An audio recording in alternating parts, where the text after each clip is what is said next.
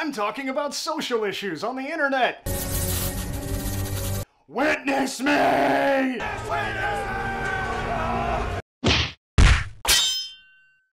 Ladies and gentlemen, boys and girls, children of all ages, welcome to the couch. As always, I am Joe, and both tonight's movie and tonight's topic hit pretty close to home for me. It's easy to paint feminism as the antithesis of anything fun.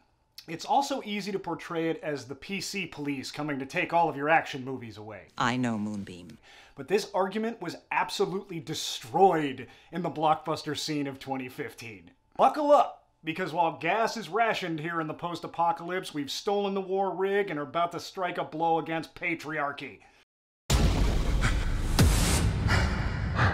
In this wasteland, I am the one who runs from both the living and the dead. A man reduced to a single instinct. Survive. It is by my hand! You arise from the ashes of this world!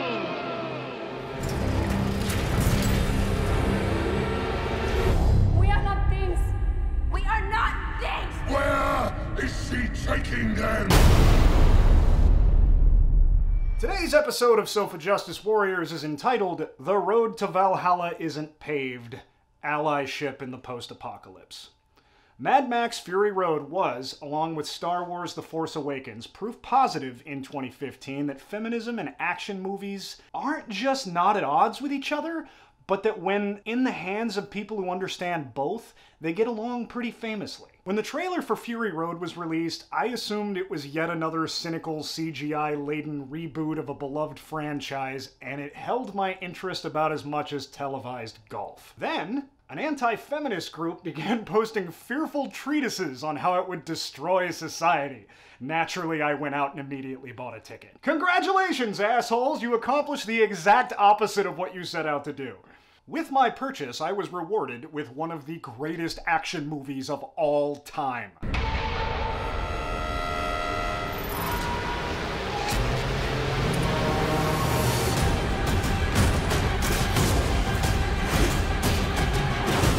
And when people think of feminist movies, they probably don't think of cinema's most badass 2-hour chase sequence, but here we are.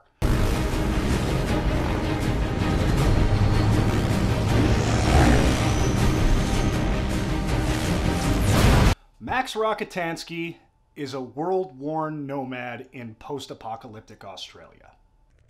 Where are you? Here they come again, Max Rokitansky. worming their way into the black matter of my brain. Help us, Max. You promised to help us. I tell myself, they cannot touch me. They are long dead. He's kidnapped by the minions of a warlord named Immortan Joe. All humanity is stripped from him.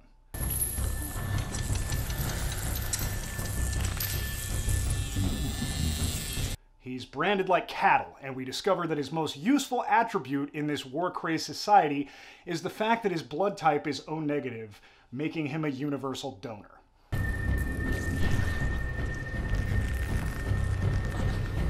Far from just a plot device used to keep him alive in a radiation-mutated post-apocalyptic society in constant need of transfusions, this becomes a thematically defining trait of his character. More on this later. The society in this film is overtly patriarchal. It is run by, for, and to benefit men. Which isn't to say men aren't subjugated also. It's coming. Get ready. Which is a very common misconception about patriarchy. Just because it's meant to benefit men doesn't mean it doesn't have all manner of ill effects on us. The first and foremost being a little concept known as toxic masculinity. Quick Google search brings us this definition. Toxic masculinity is one of the ways in which patriarchy is harmful to men. It refers to the socially constructed attitudes that describe the masculine gender role as violent, unemotional, sexually aggressive, and so forth. Funny how they slipped so forth in there, but whatever.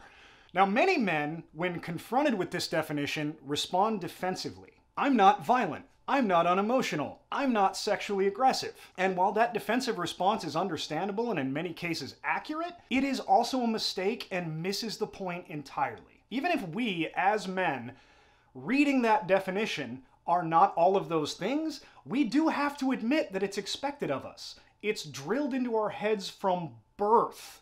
I actually recently subscribed to a service that'll help us list some examples of this. So let's,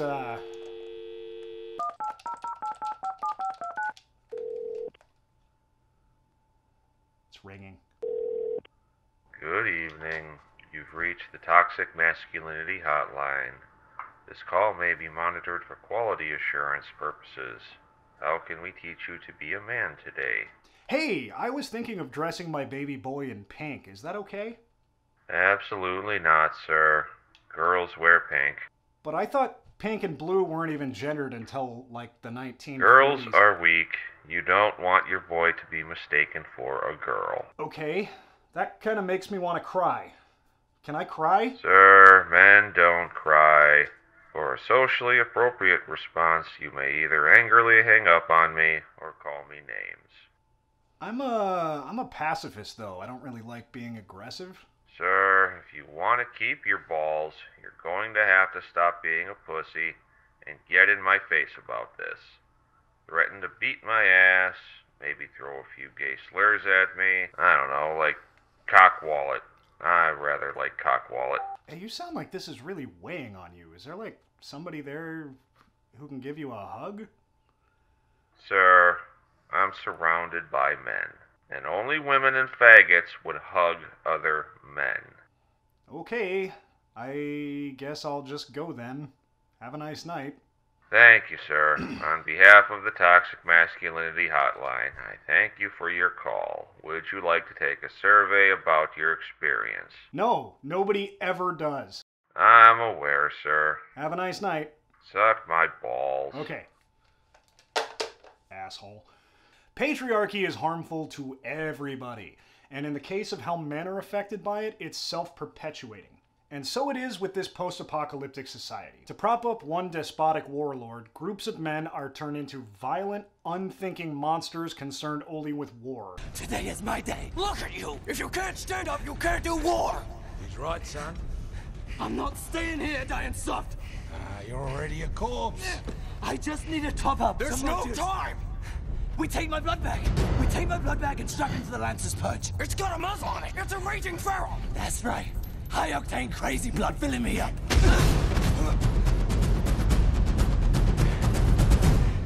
It's their religion. By my deeds, I honor him. But how are the women treated?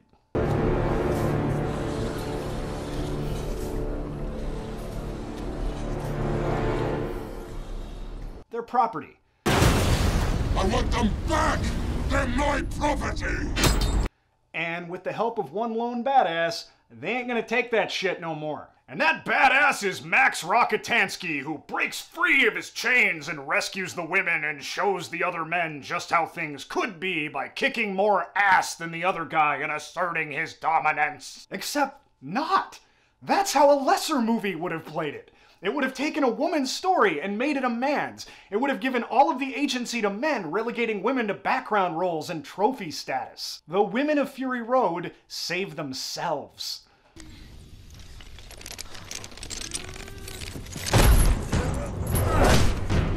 Led by Imperator Furiosa, the film's true main character and ultimate badass, our heroes steal Immortan Joe's war rig and escape, leading Joe to amass all of his resources in a wasteful attempt to reclaim what he believes to be his property.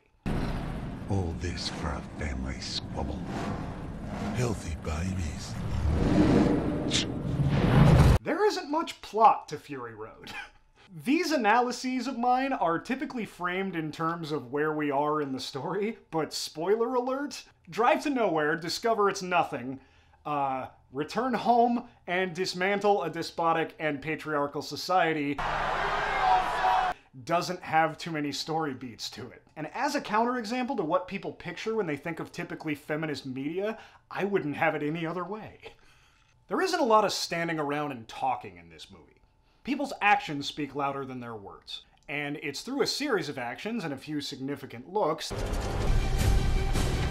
that a newly freed Max, fresh off a turn as a forced blood donor, becomes allied with Furiosa, the two quickly becoming allies in the war on whatever the hell this super awesome bullshit is.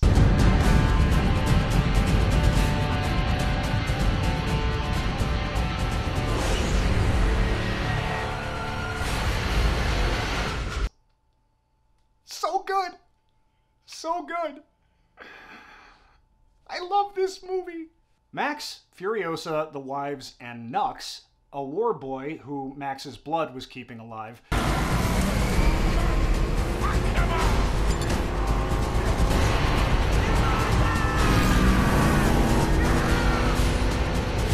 make their way to Furiosa's childhood home. There they discover that the lush green landscape she remembers is long gone, replaced by the same post-apocalyptic desert that covers the rest of the world at this point. She finds the remnants of her tribe. More women who have survived this harsh environment.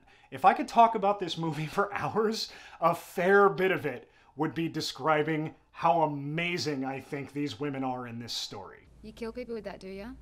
Killed everyone I ever met out here. Headshots, all of them, snap right in the medulla. Thought somehow you girls were above all that.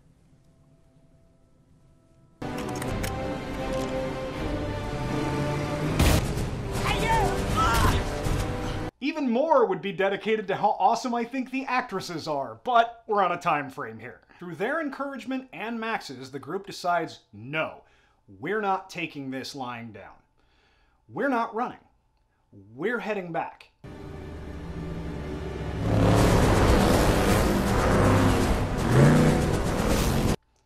And we're taking the only real seat of power in this wasteland, the one that gives life.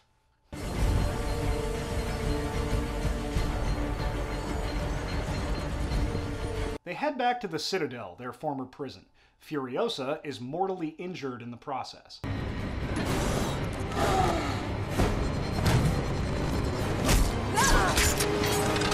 Remember me?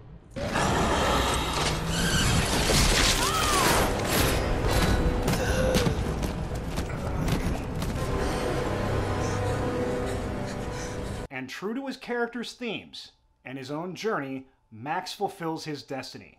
Not one of kicking ass, not one of taking names, but one of support. The universal donor. Keep her awake. Furiosa.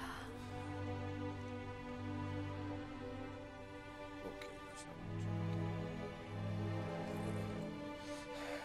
All right, hold it up, hold it up. All right. Sorry. There you go, okay.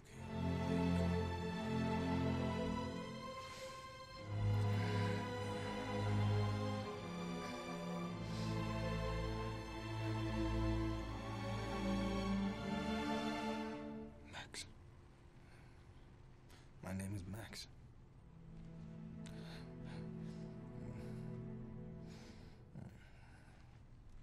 That's it.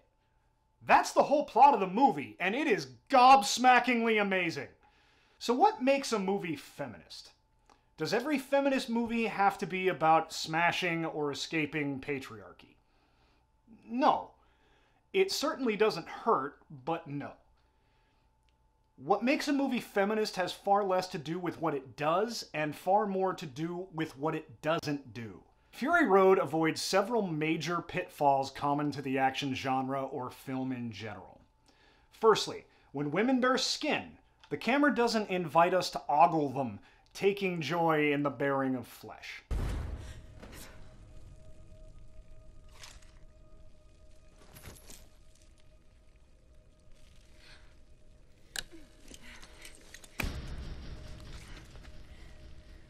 It encourages us to be uncomfortable. We're not going back.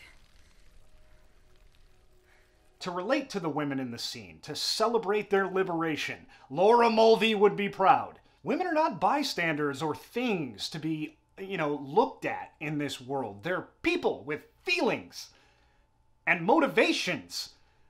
and thoughts and they're whole people. It's fucking amazing. Go watch this movie if you haven't. Next, when men are careless, reckless, or dangerous, their actions are portrayed negatively. We as an audience get to witness all the fun of the chaotic action of the war boys without being told by the movie, or the subtext of the movie more accurately, that this is how men should be acting, as happens far too often. But by far my favorite example of what this film doesn't do is this. When there's an opportunity for a man to take over a situation and assume the female character is incompetent or unskilled, the film instead gives us men who are supportive of women, trusting their skills and abilities. Max even displays this literally as he misses 2 shots and then hands the gun, his gun, with 1 remaining bullet, over to the more skilled markswoman. On it.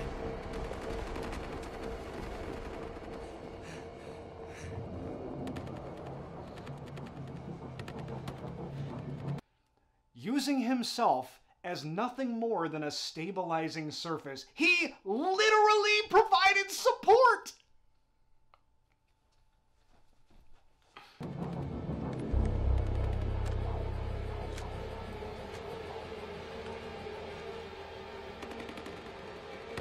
Don't breathe.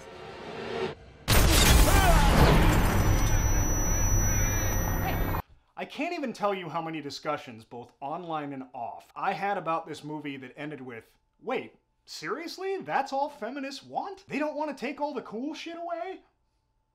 No! And they never did! And anybody who told you they did was selling you something, or had an agenda. Give us a female protagonist with depth and don't be terrible. That is all anybody was asking for.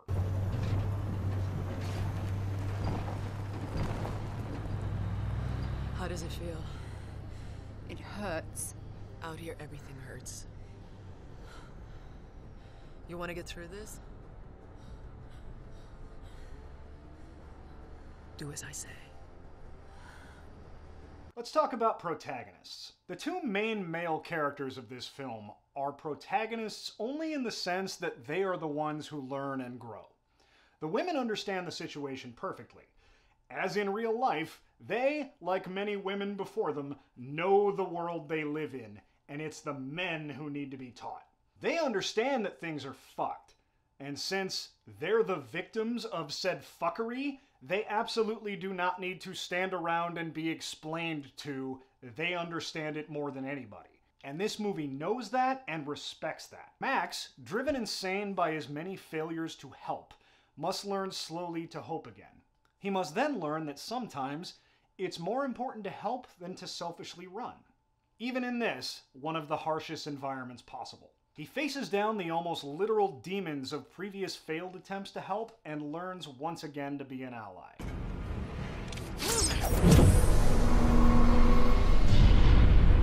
And allyship is where this movie shines. Inasmuch as this is a movie about women breaking free of patriarchy and making their own mark on the world, this is also every bit a film about men learning to be allies to this cause. Yes, I see the irony in taking an analysis of a movie about women and making it about men. It doesn't escape me. But let's talk about Nux. Nux is a war boy. I'm gonna die historic on the Fury Road.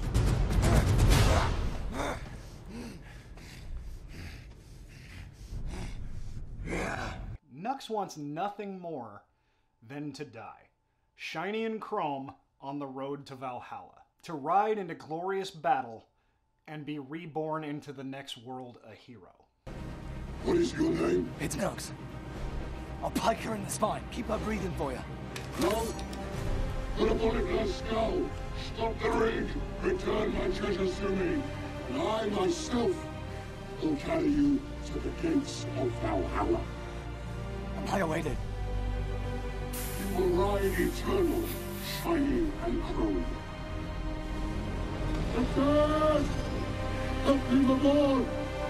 In short, he was raised in an environment rife with toxic masculinity. In terms of the title, this is Max's movie. In terms of story, this is Furiosa's movie. In terms of growth, Nux is our boy. and a shining example to men everywhere. Though he spends much of the runtime of this film a villain and antagonist, Nux quickly learns, as all things happen quickly in this film, that everything he believes is bullshit. He fails spectacularly in the arena he's been told is the only important one. Here we go.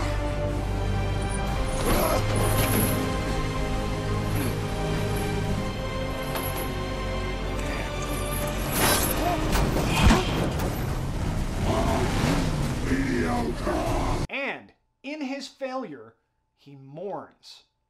He doesn't kill. He doesn't lash out. He's saddened. Nux feels the pain.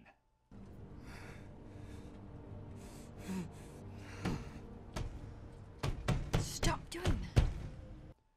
He lets it in. And with this gesture, he has opened himself to growth. The wives, who understand the system they're in, explain it to Nux. They show him what he's already begun to see. That the system he knows is full of lies designed to keep power in the hands of the powerful. With one act of empathy from these women. 3 times the gates were opened to me. What gates? I was awaited in Valhalla. They were calling my name. His allegiance changes completely. He's ready to fight the patriarchy. And while his way of doing that still looks remarkably like the bravado of his previous life... When you're across safe, I'll jam the throttle and follow you. Come on! Hurry! We're nearly at the pass!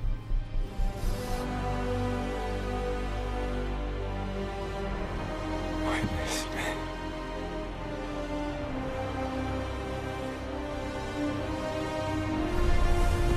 Like that!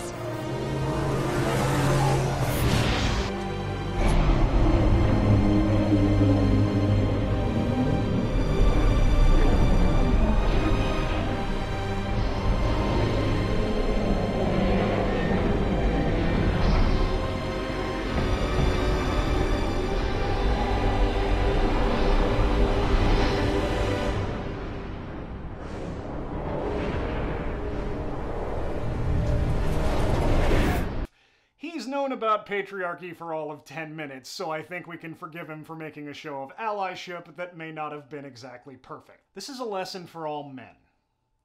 Nux saw the bullshit, and he didn't double down. He mourned. He felt. He saw the walls of reality crumbling around him as every impulse he had ever known was laid bare, shown to him to be just another way to keep not just women, but himself down. And he chose, like we need to choose, not to ignore it, not to block it out, not rage against it. Nux didn't get defensive as he learned about toxic masculinity. He accepted it. He listened to the women around him, and he believed what they said. And he learned to, imperfectly, fight for the right side. I couldn't have put it any better myself. For Sofa Justice Warriors, I'm Joe. Thank you, everybody. Good night.